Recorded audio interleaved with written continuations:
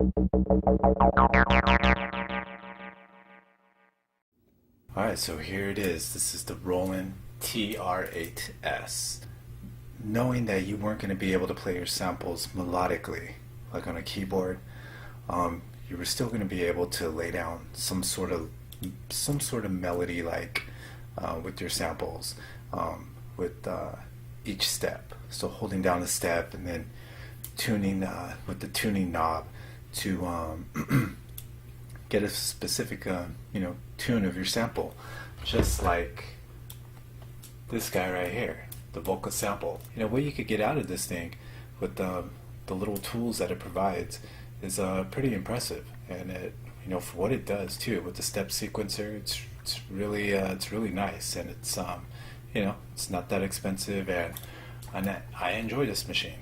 So that's what I was thinking. I was gonna get kind of like a full-blown over the top, kind of like a vocal sample, having an 808, 909, 606, 707 all in one machine, being able to get those drum sounds and build your own kits. I have to admit, they sound cool. Like, for instance, I have a pattern here that I built, and as my example. So we could go into instrument play and listen to a few of those. So that right there is a 808 kick, I believe.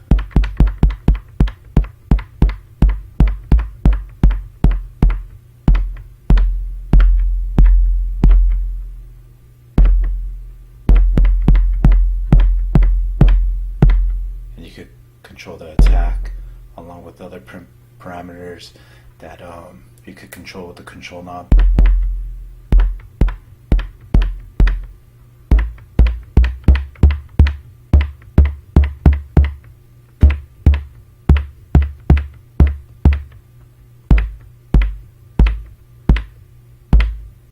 Nice thud.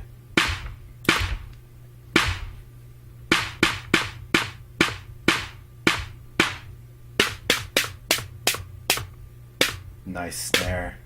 I mean, I have to admit, it sounds really nice. Here's a rim shot. I don't have anything to sign there.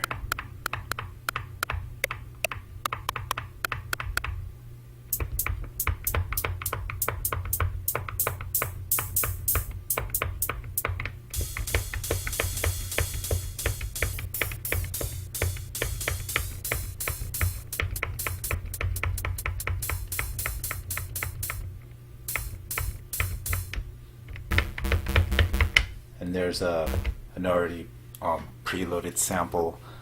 This right here is it's an oscillator sample, oscillator square low, a low square oscillator, and that's what I'm gonna play with. This is actually a preloaded sample that comes in the machine, and you get quite a few oscillators.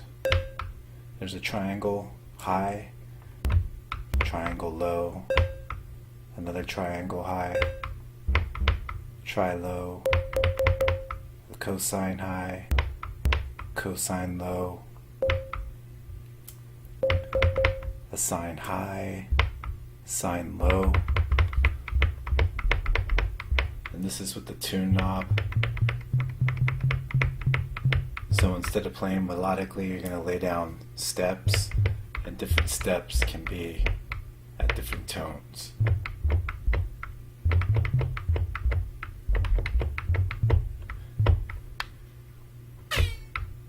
That's another synth. So I'm going to go with the square low. And yeah, okay, so let's get into it. I really like the drum sounds though. The drum sounds, having all the drum sounds, ACB, is really cool, and probably the big plus about this machine. And what's really going to sell it for previous TR-8 owners, and then being able to load your own samples is a big plus too. But man, that sounds nice. Building a pattern, I found myself trying to build a pattern longer than 16 steps using these, the A, B, C, D, all the way up to H. So right now I have a pattern playing, and I have A and B chosen. So in order to play A and B, which would actually be 32 steps instead of 16, I would have to hold A and B together and then play. Now, as you can see, when it's playing, it blinks. Now, what I was finding a little bit confusing, but I actually figured out how to do this, is that in T-Rec, TR recording mode, when, like, here's my bass drum, when I'm recording my bass, I have A selected right now, here's B, so whatever I have selected, that's where I could lay down my my tracks. So check it out.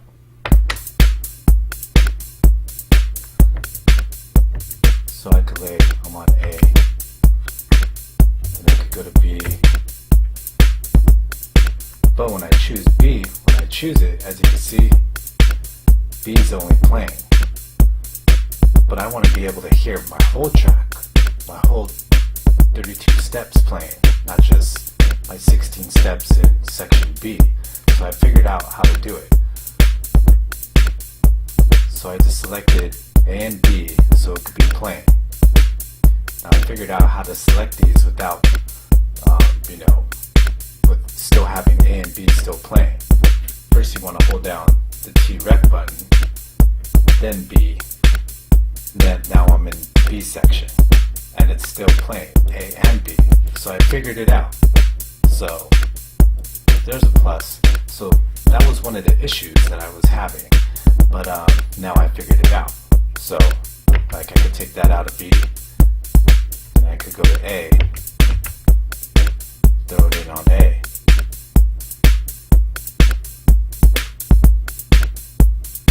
See?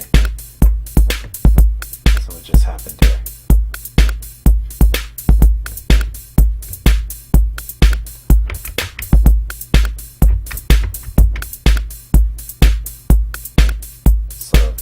Go.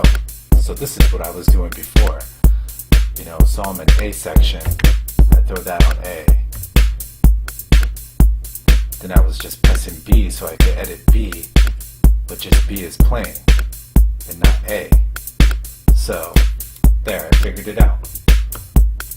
So I'll be selecting.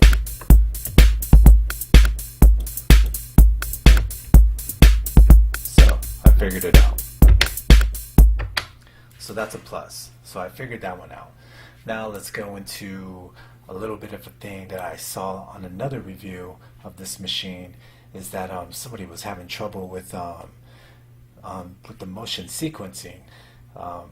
Recording motion sequencing, they were only able to record only one effect, and they weren't able to layer different motion sequencing of effects, different effects, all on the same track.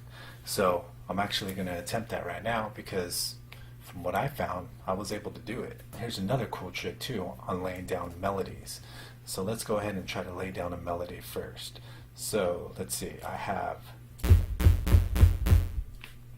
the sample, I have the square low. This is kind of like a test pad. It's velocity sensitive, so it's a big plus. So I'm going to lay down some things.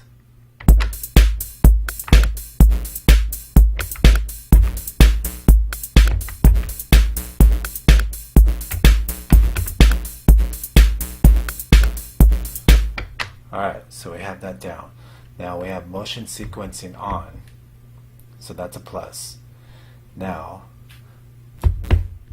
I'm going to go ahead and test the sound and play with my tune knob, and I'm going to also look at the parameter, which number parameter is selected, so I know here. So I'm going to play, my tune is -29, so right here I'm going to hold down the track, and I like that sound, and I'm going to go to negative 29.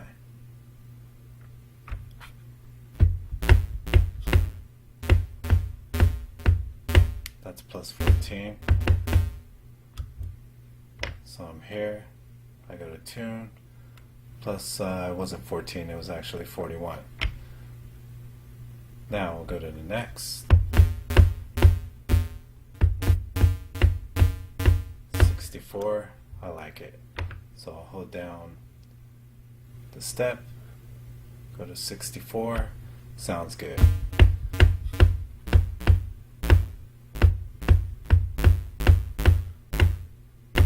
Negative 39, next step, sounds okay.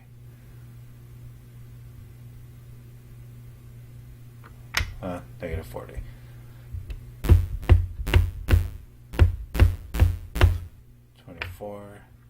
Negative 24,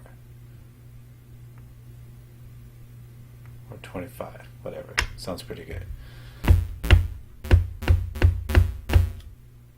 Plus 27. Sounds decent. Now that actually kind of helped me out in building my melody. So what I was doing is I was testing the sound as I was twisting the tuning knob to see what sound I would like to lay down on the track.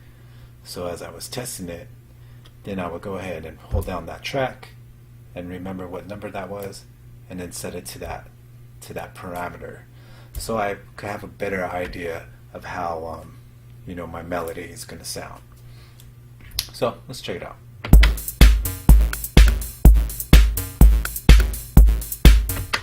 And it sounds pretty cool, but you could adjust it too as it's playing, and it'll change.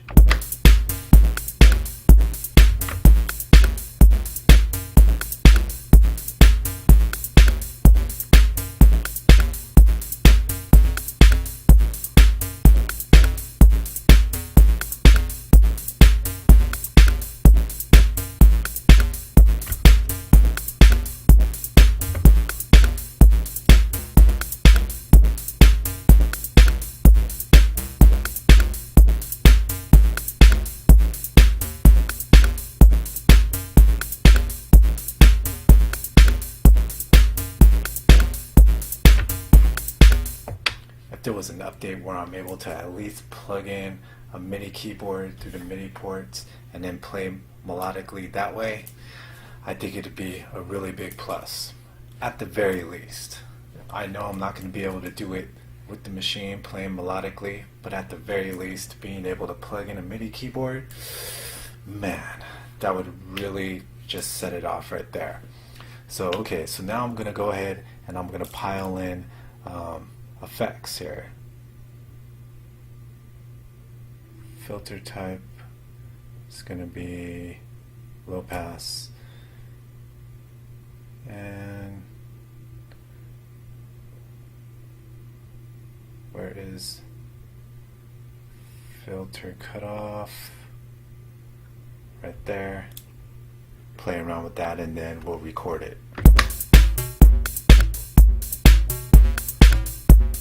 Cool, so I'm going to record that. So I'm going to have to make sure, the way I'm going to be doing it is holding down record and then twisting the knob and then letting go the record button. I find that really easier than just pressing it and then playing with it. So let's do this.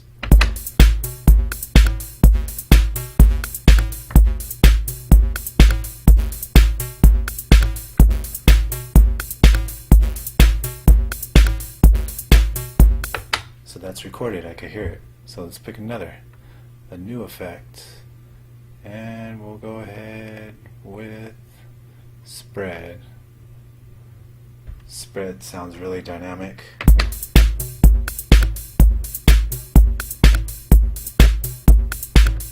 Cool, so I'm going to record that.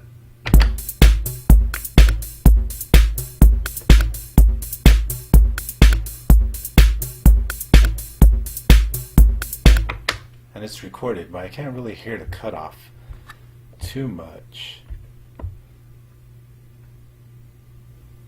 So let's go ahead and record some resonance. See how it sounds first.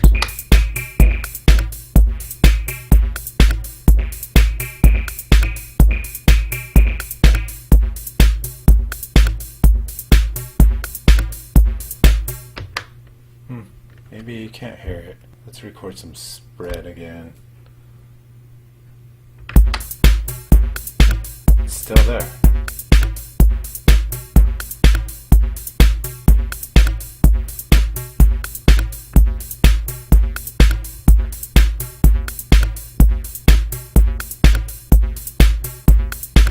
Still there. Let's go ahead and play with that. Let's play with the attack.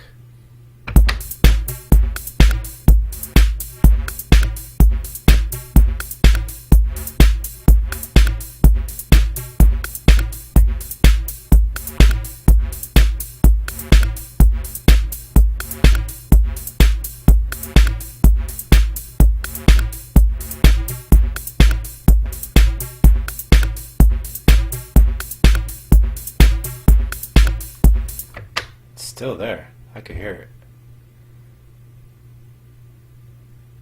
Let's play with the cutoff again.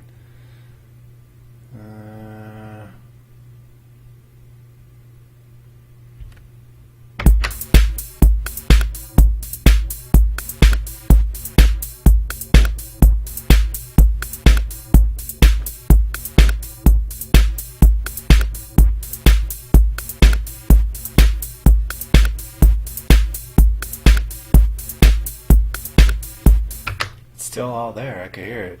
So I recorded like 3 different effects through the motion sequencing, and I'm capable of doing it. So I don't see what the problem could be. Let's mess with the cutoff again.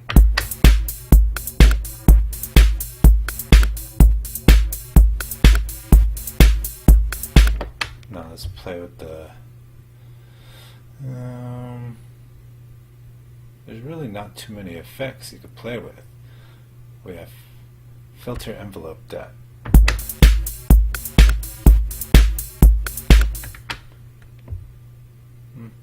About rate.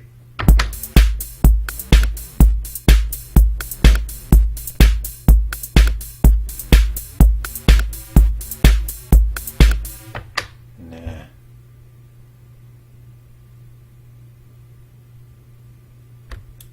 Spread's really cool.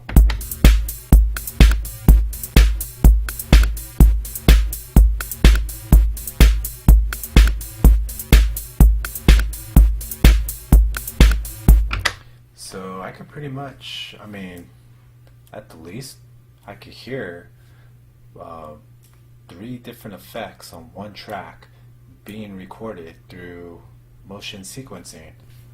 Laying down melodies, you know, isn't really so much difficult. You know, this pad really does come in handy, and but you know, overall for myself, I really think it'd be better if at the very least I could plug in a MIDI keyboard and play melodically that way. But overall, the machine really isn't too bad. Being at the price that it's at right now, around, you know, $700, I think it's a little bit pricey. I would feel more comfortable if the price was about like around $600.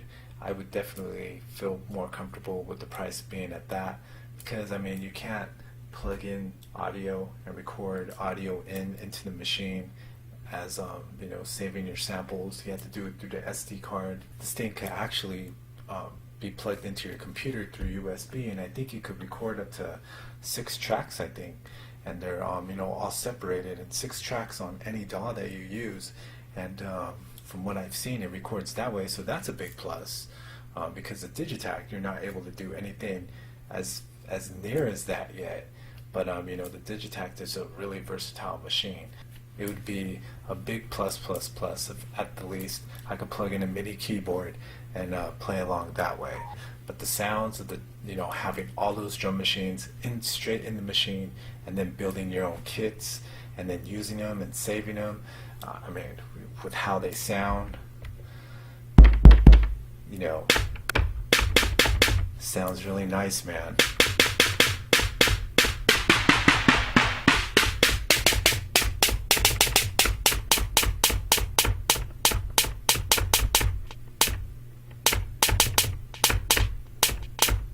Sounds really nice. And another big plus is having these dedicated reverb and delay sections, and the master effects section with their own dedicated knobs is a big plus too. So that's really cool.